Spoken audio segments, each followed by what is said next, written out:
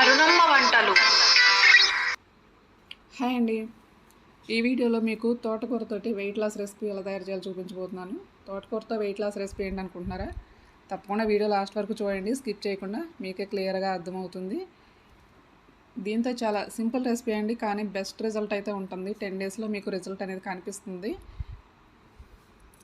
బాండీ పెట్టుకుని ఆయిల్ వేసుకోవాలి. ముందుగా అయితే తోటకూరని ఒక 400-500 గ్రాముల వరకు మీరు తోటకూర తీసుకుని కాడలతో పాటు శుభ్రంగా కడిగి కాడలతో పాటే కట్ చేసుకోవాలి. కాడలు కంపల్సరీ ఉండాలండి. ఆయిల్ వేడెక్కిన తర్వాత దీనిలోకి మనం ఎండుమిర్చి వేసుకోవాలి. ఎండుమిర్చి వేసుకుని దానిలో పచ్చిశనగపప్పు వేసుకోవాలి. అలాగే మినపప్పు వేసుకుని లైట్గా వేయించుకోవాలి. దోరగా వేయించుకోవాలండి, మీడియం ఫ్లేమ్లో పెట్టుకుని వేయించుకోండి. వేగిన తర్వాత ఆవాలు జీలకర్ర వేసుకోవాలి. ఆవాలు జీలకర్ర కూడా చాలా మంచిదండి హెల్త్కి. వెల్లుల్లి రెబ్బలు కూడా దంచుకొని వేసుకోండి. ఇక వెల్లుల్లి రెబ్బలు ఎన్నైనా వేసుకోవచ్చు. నేను ఒక 5-6 వేసానండి, మీకు కావాలంటే కొంచెం ఎక్కువ కూడా వేసుకోవచ్చు. కట్ చేసి పెట్టుకున్న పచ్చిమిర్చి అలాగే కరివేపాకు కూడా వేసుకుని వేయించుకోవాలి. ఇప్పుడు మనం కట్ చేసి పెట్టుకున్న తోటకూర కాడలతో పాటు కట్ చేసి పెట్టుకున్న తోటకూరను కూడా వేసుకోవాలి. ఇదంతా కూడా బాగా తిప్పుకుంటూ వేయించుకోవాలండి.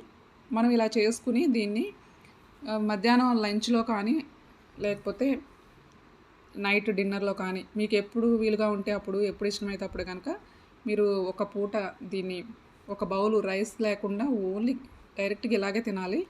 ఇప్పుడు సాల్ట్ వేసుకోండి, టేస్ట్ తగినట్టు వేసుకోండి. లేకపోతే తక్కువ తినగలిగితే తక్కువైనా వేసుకోండి, మంచిదేను. పసుపు కూడా వేసుకొని బాగా కలుపుకోవాలి. మనం డైరెక్ట్గా ఇలాగే తింటున్నాం కాబట్టి కొంచెం టేస్ట్గా చేసుకోవాలంటే కొంచెం సరిపడా వేసుకుంటే మనకి ప్రాబ్లం ఉండదండి. మనకి ఎక్కువగా కార్బోహైడ్రేట్స్తోనే కొంచెం ప్రాబ్లం వస్తుంది. అవి కట్ చేసి ఇలా తింటే కనుక ఆకుకూర మంచిది.